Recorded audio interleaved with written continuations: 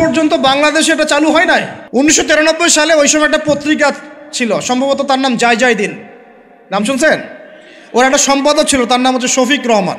এ লন্ডনে থাকতো, ওখানে পড়াশোনা করছে, ওখানকার কৃষ্টি কালচার শিখে এসে 1993 সালে প্রথম বাংলাদেশের মাটিতে এইভাবে ঢাকঢোল পিটায় এই বিশ্ব ভালোবাসা দিবস চালু করা হলো।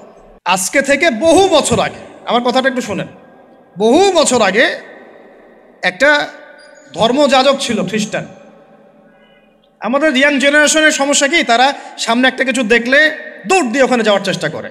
ওরা বুঝে না কিন্তু আসলে এটা আসলো কোত্থেকে, কে চালু করলো, কোত্থেকে আসলো, কি অবস্থা। ওটা 270 সাল কি 90 সালের কথা, অনেক আগের কথা।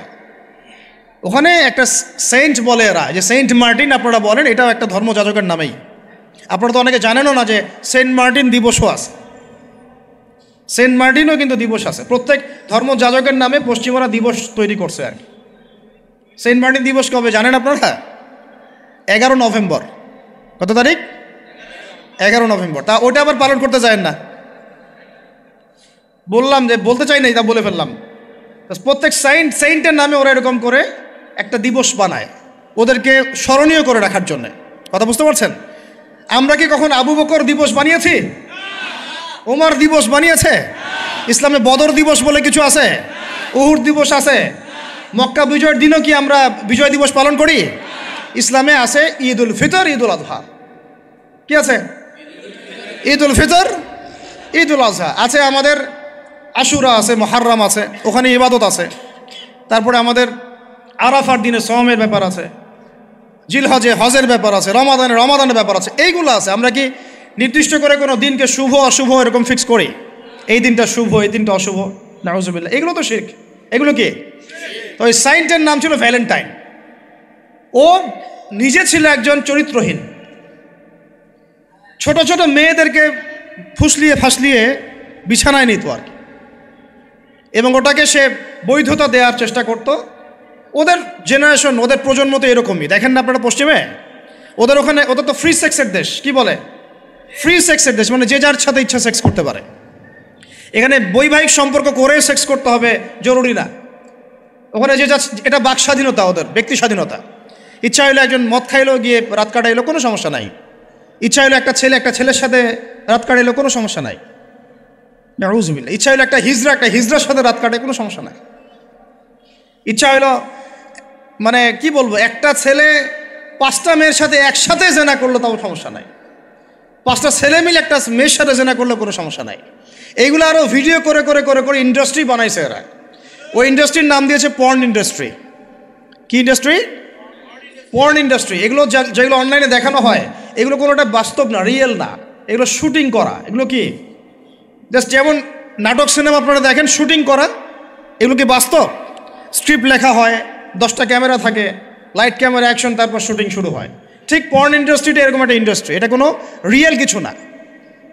ওইটা সারা দুনিয়ার মানুষকে এরকম বেহায়াপনা নগ্নতা ছড়িয়ে দিয়ে ইন্টারনেটের মাধ্যমে প্রত্যেকটা দেশে দেশে পুরা দুনিয়া ছড়াই দিল। এই হলো এই সভ্যতা। ওই সভ্যতার এই ছিল সাইন্ট বলা হয়, মানে সেন্ট ধর্মযাজক।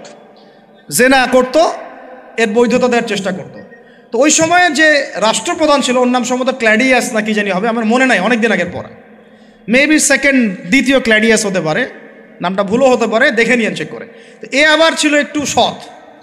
এ দেখছেন না, এগুলো তো চলবে না, এরকম ধর্মের নাম দিয়ে আপনি মেয়েদের সাথে এরকম করবেন, কি বলে, নষ্টামি করবেন, এগুলো চলবে না। ওকে ধরে জেলখানায় ঢুকাইছে।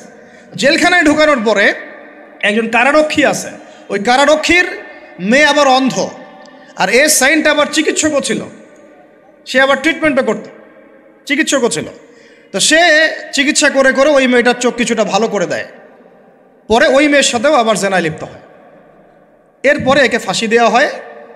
এরও প্রায় 200 বছর পরে, 400 মনে হয় 90 সাল কি 93 সালের দিকে এসে ওই পরের জেনারেশনের কোনো এক রাজা, ওর নামও ভুলে গেছে, এগুলো মনে রাখতেও চাই না, আসলে মনে রাখার বিষয়ও নাই।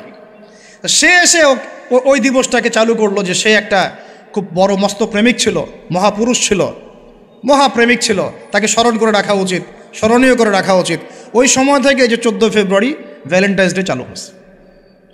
এরপরে ইউরোপের মধ্যে, শোনেন, ইউরোপের মধ্যে কয়েকটা দেশ ছাড়া কেউই এটাকে গ্রহণ করে নাই।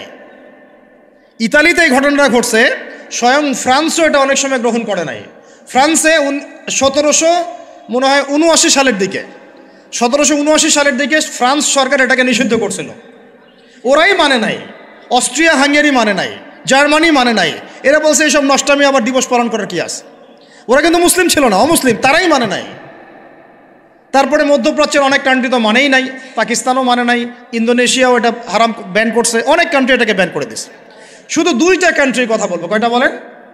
2টা কান্ট্রি, যে 2টা কান্ট্রি ফিলিস্তিনে ইসরায়েলের পক্ষে কাজ করেছে। কি মিল আছে এখানে আবার এটা একটা মিস্টেরিয়াস ব্যাপার। যেই 2টা দেশের প্রত্যক্ষ তত্ত্বাবধানে ফিলিস্তিনের ভূখণ্ডে ইসরায়েলের মতো জারজ রাষ্ট্রের জন্ম হয়েছে, এখনও সাহায্য সহযোগিতা পেট্রোনাইজ করে যাচ্ছে, ওই 2টা রাষ্ট্র এটাকে জিয়ে রাখছে। একটা নাম ব্রিটেন, ওই যে আপনারা লন্ডন যেতে চান যেখানে, আরেকটা নাম হচ্ছে আমেরিকা।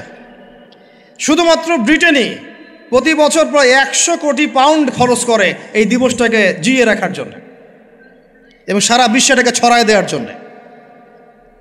আর কত শুনবেন, এগুলো বলতে থাকলে এগুলো নিয়েই রাত পার করা যায়।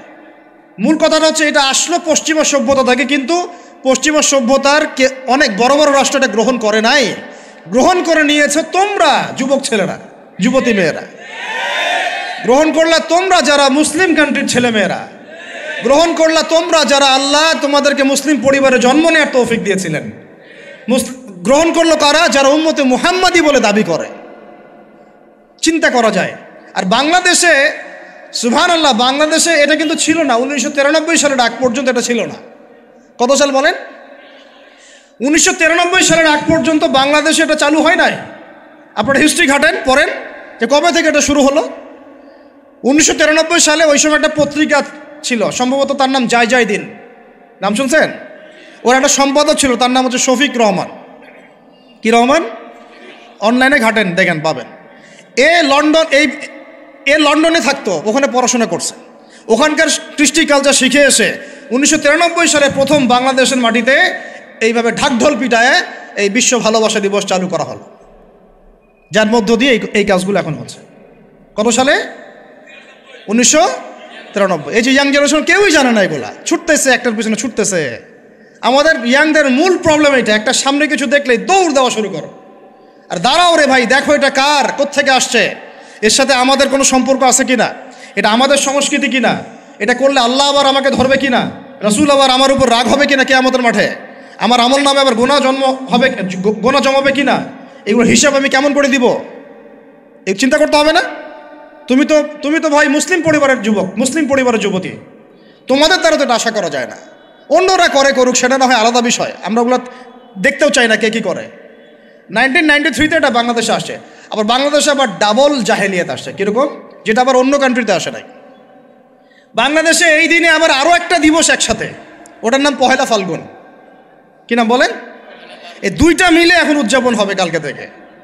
তো এই উদযাপন করতে আপনাদের সাগর পারে সব ভিড় জমায় ফেলছে, হোটেল সব বুকড, 3 গুণ 4 গুণ ভাড়া। মাশাআল্লাহ, আপনারাও তো যারা হোটেল মালিক আছেন এই সুযোগ লুফে নিচ্ছেন।